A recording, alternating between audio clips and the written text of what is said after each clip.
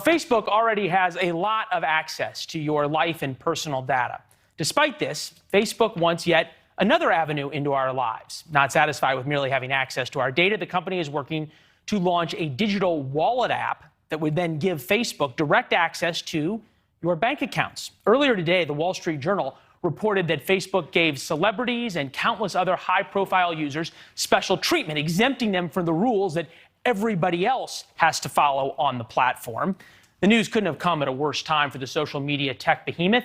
In a recent interview with Axios, the head of Facebook Financial admitted that the company is suffering from trust issues with the general public.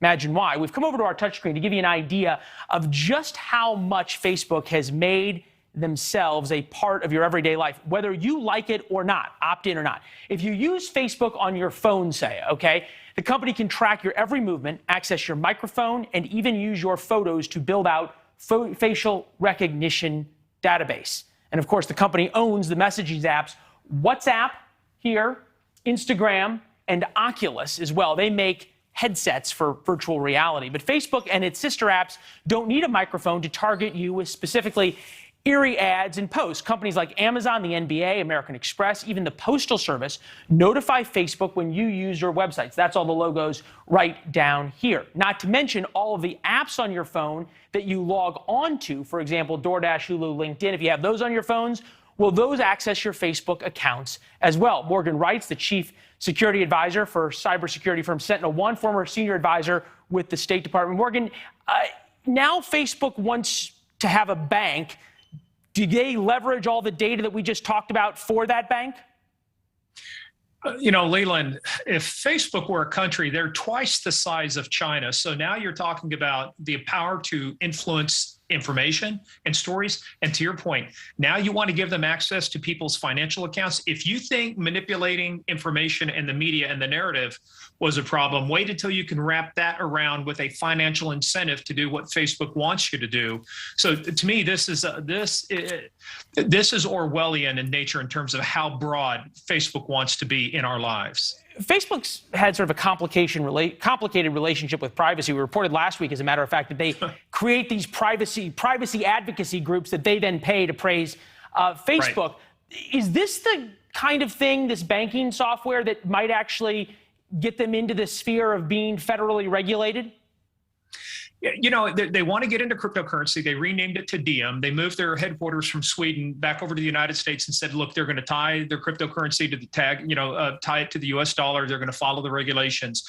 But I've seen this movie before, Leland. I know how it ends. It's Facebook coming to the hearing saying, yes, Senator, yes, Congressman, Congresswoman. They say all the right things, but then guess what? They go off and do the same things. We had Cambridge Analytica. We had all of these different things where they said they don't do this. Then we turn around and we find out, yes, you do this. So to me, if Facebook wants to get into this realm, I think this is the time for the thing that they need to divest themselves of a certain company. And look, we've broken up monopolies before. Facebook is clearly a monopoly in the social media space. They've got 4 of the 5 top social media platforms in the world. Yeah, except for Twitter. There were some slides that the Wall Street Journal got their hands on from Facebook that basically said they had this secondary system for celebrities, right, journalists, politicians, that they didn't have to play by the same rules as everybody else, despite the fact that Facebook says, oh, no, everybody has to play by the same rules. We're putting the slides up on the screen right now. The question would be, does the fact that they do this, yes, it's lying, proves they're lying, but does it change their liabilities or any kind of regulation that can be taken against them? That's a good question. I'm not qualified in that area other than, look, back in the days when I was being a detective, I've worked with the folks from the Department of Justice. If you say one thing and you publish it out there, especially when you start dealing with financial instruments, cryptocurrency things where the Federal Reserve gets involved, banking regulation gets involved, I'm just thinking that they're stepping into a minefield here. At some point, somebody is going to say, you're doing this here, but you're doing this here. It becomes disparate treatment. It could violate certain federal laws. I think that this is a minefield they've stepped into.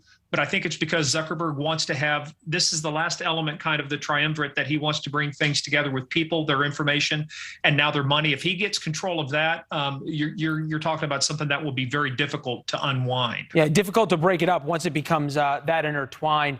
Hey, great seeing you as always. Thank you. You bet, Excellent, Leland. excellent conversation. We're smarter for it.